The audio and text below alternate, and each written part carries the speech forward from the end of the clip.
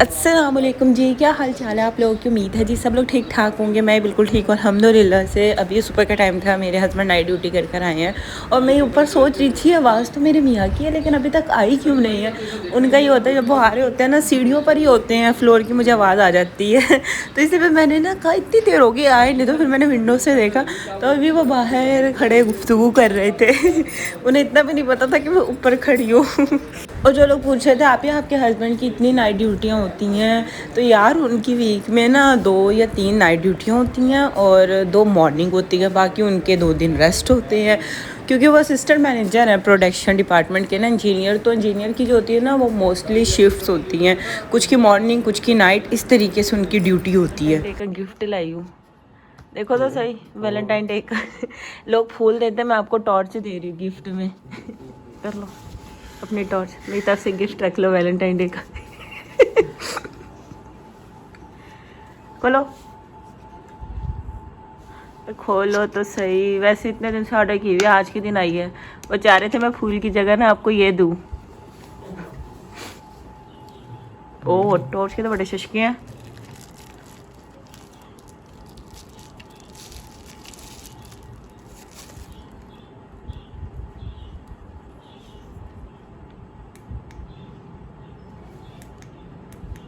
दोनों साइड से चलती है। अच्छा ये तो लगाओ, ये क्या लगाओगे, ये भी तो लगाना है ना इसका।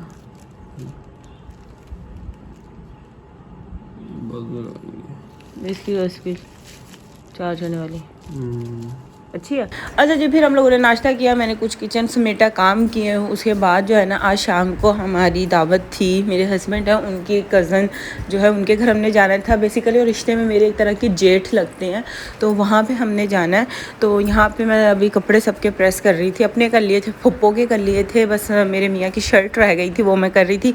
मैं अपने हस्बैंड के जो कपड़े हैं ना वो सबसे एंड में प्रेस करती हूँ क्योंकि मुझे ना जेंट्स के कपड़े प्रेस करते हुए बड़ी मौत आती है यार, इतना औखा लगता है ना कि यहाँ से क्रीज़ बनाओ वहाँ से क्रीज़ बनाओ। मैंने कभी अपने कपड़ों की क्रीज़ नहीं बनाई इतनी ना, लेकिन अपने हस्बैंड के कपड़ों की मैं यहाँ से क्रीज़ बनाती हूँ, वहाँ से बनाती हूँ, कॉलर से बनाती हूँ, तो मुझे बड़ी कोफ्त होती है अच्छा मेरे पास ना ये ड्राई स्टीम आयरन है और ये बहुत अच्छी है। एक तो ये इतनी लाइट वेट है, इतनी लाइट वेट है कि ऐसा लगता है जैसे आपने ना हाथ में कुछ भी नहीं उठाया हुआ है। एक दूसरी वाली होती है भारी भरकम वाली ना, उसे तो उठा के मेरे हाथ ही दुख जाते हैं, लेकिन इतनी लाइट वेट होती है पता ही नहीं चलता आप आयरन कर रहे हैं और ये है भी बहुत अच्छी। इसे मैं तो यही रेकमेंड करूँगी, मेरे पास शायद पैनासोनिक की है या NX इनकी है, तो आप लोग यही वाली आयरन लेना, ये बहुत अच्छी आयरन है। वैसे तो जो भारी वाली होती है जो मेरे घर में भी है वो भी अच्छी होती है, लेकिन ना ये लाइट वेट होती है तो इससे ना आसानी रहती है। अच्छा जी, तो मेरे स्नैक्स जो है ना वो ख़त्म हो गए थे और मैं अपने हस्बैंड की वजह से कुछ ना कुछ स्नैक्स बना के रखती हूँ, तो फिर आज मैं सोचा मैं चीज़ी नगेट्स बना लेती हूँ। तो इसके लिए मैंने हाफ़ kg बोनलेस चिकन लिया, अदरक लहसुन का पेस्ट लिया, 1 प्याज ली, 10 हरी मिर्चें, थोड़ा सा हरा धनिया, 5-6 टेबलस्पून भर के कॉर्नफ्लोर और 2 मीडियम साइज़ के ब्रेड स्लाइस थे या एक बड़ा ले ले, और इसको डाल के ना मैंने जो है इसको पीस लिया था। अच्छा मैं बहुत ज़्यादा डबल रोटी नहीं डालती नगेट्स बनाते हुए, मुझे ना वो अच्छे नहीं लगते, इसलिए मैं डबल रोटी कम डालती हूँ। मैं उसकी बाइंडिंग के लिए ना कॉर्नफ्लोर डाल देती हूँ। अब आप लोग जिस तरीके से बनाना चाहे बना सकते हैं, मैं इस तरीके से बनाती हूँ। और उसके बाद मैं हरी मिर्चें काफ़ी सारी डालती हूँ स्पाइस के लिए, तो फिर मुझे बाकी चीज़ें डालने की ज़रूरत नहीं पड़ती। अगर आप बच्चों के लिए बना रहे हैं तो फिर आप स्पाइस कम कर दीजिएगा। और यहाँ पे फिर मैंने 1 टीस्पून वाइट पेपर डाला, अगर आपने वाइट पेपर नहीं डालना तो आप ब्लैक पेपर डाल लें। 1 टेबलस्पून चिकन पाउडर डाला, ये लाजमी डालिएगा, इससे बड़ा अच्छा फ्लेवर आता है। 1 टेबलस्पून मैंने वर्सेस्टरशायर सॉस और 1 टेबलस्पून सोया सॉस डाला। अगर आपके पास वर्सेस्टरशायर सॉस नहीं है तो आप मत डालिएगा। और मस्टर्ड पेस्ट जो है ये 1 टीस्पून है, ये ऑप्शनल है, आपको पसंद है डाल दे, नहीं तो ना डालें। मुझे इसका फ्लेवर बहुत अच्छा लगता है इसलिए मैं डालती हूँ। और ये हाफ़ टीस्पून लहसुन पाउडर, हाफ़ टीस्पून अदरक पाउडर, ये भी आपकी मर्ज़ी है, डालना चाहे डाल दें, नहीं डालना तो ना डालें, क्योंकि मैंने शुरू में अदरक लहसुन का पेस्ट डाल दिया था, लेकिन ना इससे एक बड़ा अच्छा और फ्लेवर आ जाता है, क्योंकि जितने भी बाहर के नगेट्स होते हैं ना वो ये पाउडर मसाले ज़्यादा यूज़ करते हैं। अच्छा अब सबको पता है कि चिकन का जो भी होता है ना उसमें फ़ैट कंटेंट न्यूट्रिएंट बहुत कम होता है कीमे में, तो इसलिए मैं इसमें ना 1 टेबलस्पून मायोनीज़ डालूँगी। इसलिए आपने इसमें उसी हिसाब से कॉर्नफ्लोर डालना है कि किसकी अच्छी बाइंडिंग हो जाए। अगर आपको लगे ना कॉर्नफ्लोर कम है तो आप इस स्टेज पर भी डाल सकते हैं। अच्छा, ये मैंने पिज़्ज़ा चीज़ ली थी चेडर मोज़रेला जो मिक्स होती है ना, 1/2 कप 100 ग्राम थी ये, और इसके मैंने छोटे छोटे क्यूब कर लिए थे, छोटे छोटे से चंक्स, और इसे डाल के आप हल्के हाथों से मिक्स कर लेंगे। ज़्यादा मिक्स नहीं करना, नहीं ना, इसके चंक्स इसी तरीके से रहने चाहिए, तो जब ये फ्राई होंगे ना तो वो आपको दिखेंगे। आगे रमज़ान आ रहा है तो आप ये रेसिपी सेव करके रख लें, आप रमज़ान में बना सकते हैं। ये बड़े अच्छे बनते हैं और लाइट स्पाइस के होते हैं, और बच्चे भी शौक़ से खाते हैं और ये बड़े भी शौक़ से खाते हैं।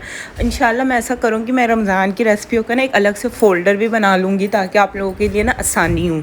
अच्छा जी, अब हम इसकी कोटिंग की तरफ आ जाते हैं। अच्छा, मैं थोड़ा कॉस्ट इफ़ेक्टिव कोटिंग आपको बता रही, चाहे तो आप अंडे में डिप करके ब्रेड क्रम्स में कोट कर ले, लेकिन आजकल सबको पता है अंडा बहुत ज़्यादा महंगा है, तो अगर आप खाली अंडा लेंगे ना तो बहुत ज़्यादा अंडे लग जाएंगे। तो मैं क्या करती हूँ कि मैं ना 1/2 कप मैदा ले लेती हूँ, उसमें ना 1 अंडा डाल लेती हूँ और नमक काली मिर्च डाल के पानी से उसका बैटर बना लेती हूँ।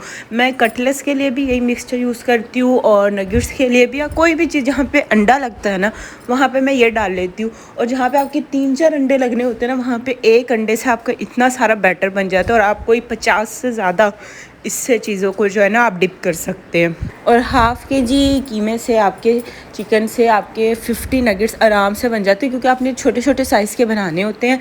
उसके बाद बस आपने इसे इस बैटर में डिप किया, ब्रेड क्रम्स में कोट किया, और आप इसे फ्रीज़ करके रख सकते हैं। 1 महीने बिल्कुल भी ख़राब नहीं होंगे।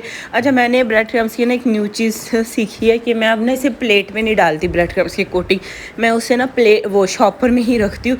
इससे ना एक्स्ट्रा वो जो गंद हो जाता है ना, जो लोग मेरे पुराने ब्लॉग देखते थे उन्हें याद होगा, जब हम ब्रेड क्रम्स से कोट करते हैं मैं इतना फैला देती हूँ ना कि किचन बड़ा मैसी हो जाता है, तो इस तरीके से नहीं होता। और यहाँ पे सारे नगेट्स बन गए हैं, इसे आप फ्रीज़ कर दो, जब मैंने फ्राई करने होंगे मैं इसे निकाल के फ्राई कर लूँगी। अच्छा जी, फिर मैं नगेट्स बनाकर फ्री हुई थी, तो ये शाम का टाइम था और अब हमें जाना था, तो फिर मैंने कहा मैं तैयारी कर लेती हूँ। और ये वाला जो ड्रेस है मैंने बोनंजा से लिया था, और ये मैंने कराची में ही लिया लकी वन मॉल से ना, और ये मुझे बहुत अच्छा लगा था आर्टिकल ना। और मैंने पहली दफ़ा को इस तरह के ना, ये क्या कहते हैं, बोट खुले पंच वाले ट्राउज़र कह ले, इस तरह से लिए, वरना ना मैं हमेशा कैपरी पहनती हूँ। मेरा एक स्ट्रेट कट होता है, कैपरी होगी या फ्रॉक होगी या लॉन्ग शर्ट होगी, लेकिन इस दफ़ा ना मैंने थोड़ा स्टाइल चेंज किया। मैंने कुछ डिफरेंट स्टाइल और कट के कपड़े लिए, और वो मुझे अपने आप पे बड़े अच्छे लग रहे। स्पेशली मुझे वाला जो ट्राउज़र है ना, ये बहुत अच्छा लगा। मैंने आपको दिखाने की बड़ी कोशिश की, लेकिन नहीं दिख पाया क्योंकि इतना बड़ा शीशा नहीं है। और आपको मैं एक मज़े की बात बताऊँ, ये वाला जो जूता है ये मैंने 2020 में लिया था, मेरी जो पहली ईद आई थी उसका था, और ये मुझे अब जाके यूज़ में आ रहा है। उस टाइम पे मैंने इतना यूज़ नहीं किया। और मैं 3 दिन से गायब थी, 3 दिन से कोई व्लॉग नहीं आया, तो उसके लिए बहुत माजरत। एक्चुअली मैं इतना मसरूफ़ हो गई कराची आके, यार मेरे पास ना दूसरी एक्टिविटीज़ का टाइम ही नहीं मिलता है। वही जो आपकी सुबह से रूटीन स्टार्ट होती है ना मेरी, एक नाश्ता बनाना, फिर किचन समेटना, फिर दोपहर के काम, शाम के काम, हस्बैंड के काम, उसमें सारा दिन गुजर जाता है, और व्लॉग बनाने का इस तरीके से टाइम ही नहीं मिलता। मुझे पता नहीं मुझे यहाँ आके क्या हो गया है कि मुझसे इतना बनता ही नहीं है कुछ ना। और मेरी तरफ से आप सबको एक गुड न्यूज़ है, बल्कि इसे बताने की ज़रूरत नहीं, आप लोग खुद देख रहे होंगे, लेकिन मेरे लिए बड़ी उसकी बात है, बड़ी खुशी की बात है। मेरे 100 के होने वाले, और 100 के होने में सिर्फ 30% जो है वो कम है।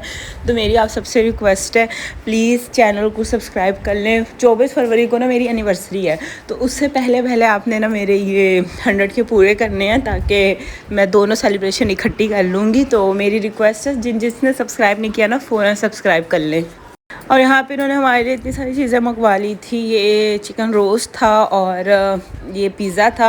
अच्छा, मैं रोस्ट वाली जगह भूल गई इन्होंने कहाँ से मंगवाया था ये, लेकिन गुलिस्तान जौहर में रहते हैं। लेकिन ये इतना मज़े का था ना, इतना मज़े का, ये मुझे KFC से ज़्यादा मज़े का लगा था। जो रोस्ट था ना वो बहुत मज़े का था। साथ में एक आइसक्रीम भी मंगवाई थी इन्होंने, आइस बर्फ़ी, काजू बर्फ़ी थी।